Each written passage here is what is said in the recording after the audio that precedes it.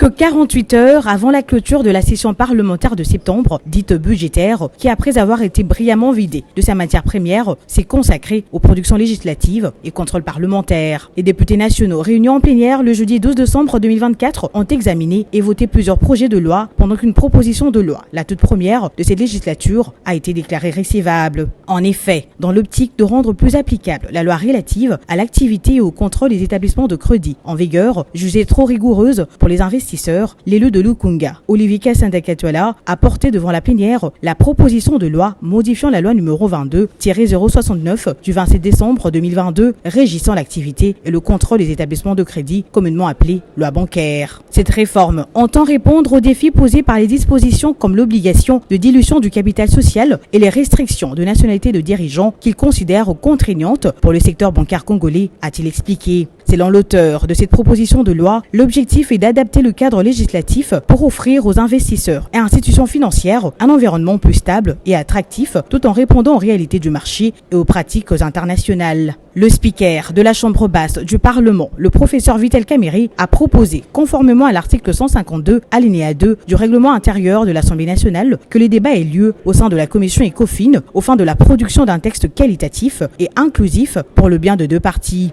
Effectivement, il se pose un sérieux problème dans le secteur bancaire, avec l'imposition à chaque banque d'avoir 4 actionnaires. Ce que notre collègue dit est vrai. S'il n'y a rien qui est fait dans le sens d'une procédure législative ou d'une mesure du gouvernement pour clarifier les choses, les banques en cours des amendes et sanctions qui peuvent plomber leurs activités.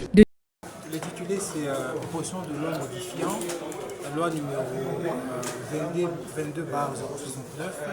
relative à l'activité au contrôle des établissements de crédit.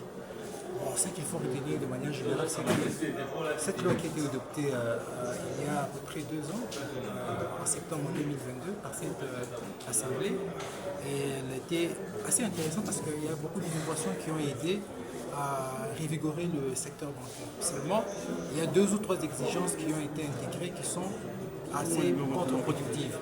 Donc nous avons relevé ces exigences-là et nous avons souhaité qu'au niveau de cette législature, que ces exigences-là soient, sinon élaguées, du moins allégées. Donc il s'agit de 2 exigences. La première, c'est la dilution obligatoire des capitals sociaux des établissements de crédit. Donc, dans notre pays, il est prévu que lorsque vous êtes une banque, un établissement de crédit, vous devez avoir au moins 4 actionnaires significatifs. Donc nous sommes le seul pays africain qui impose cette exigence. Ça ne se fait pas. Deuxième chose, il y a la question qui est très intéressante sur l'implication majoritaire des Congolais dans la direction et l'administration des établissements de crédit.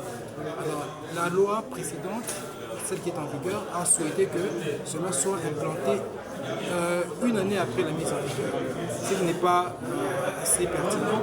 Nous avons souhaité que les établissements de crédit puissent avoir le temps nécessaire pour préparer les cadres qui vont assumer des fonctions pointues parce qu'on parle du secteur financier, donc du secteur bancaire.